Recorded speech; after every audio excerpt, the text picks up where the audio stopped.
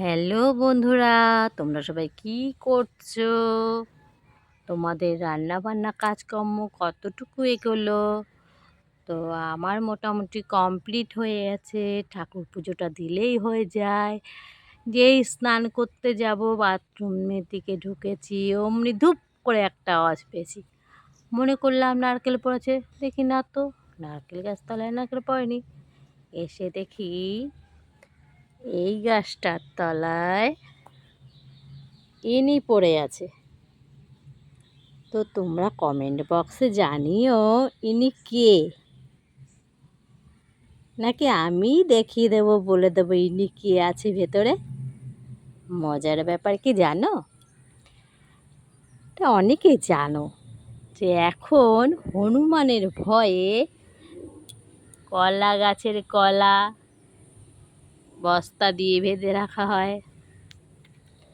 আর এটার ভেতরে যেটা আছে সেটাও ভেতরে বেঁধে রাখা হয়। বোটাটা না মানে নরম হয়ে গেছিলো। তো দেখো, দেখাই, দড়ি তো বাঁধা ছিলই, এই যে দড়ি দিয়ে বাঁধা ছিল, ধুপ করে পড়েছে। ভেতরে আছেন, দেখাচ্ছি তোমাদেরকে সবাইকে। ভেতরে আছেন, দেখি কে, দেখি কে, ভেতরে আছেন কাঁঠাল। ঠিক আছে, এই কাঁঠাল পাকেনি, পাকেনি কিন্তু পোটোটা শুকিয়ে গেছে তো তাই পড়ে গেছে। দেখি, দেখো, এই যে কাঁঠাল গাছ, কাঁঠাল গাছ, ঠিক আছে, এখানে দুটো তিনটে কাঁঠাল হয়েছিল।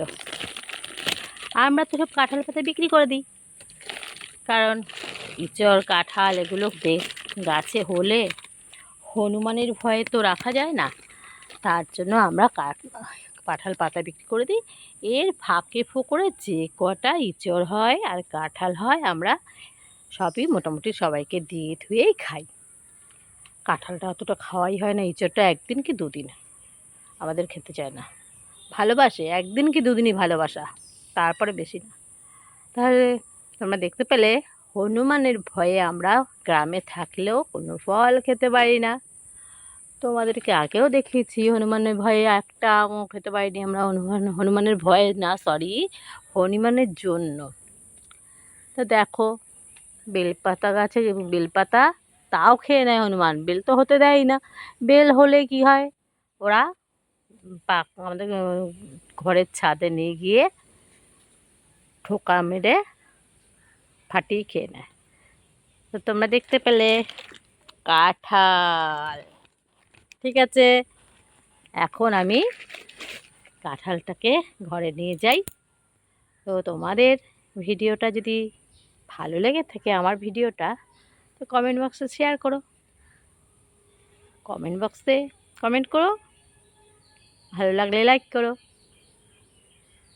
টাটা।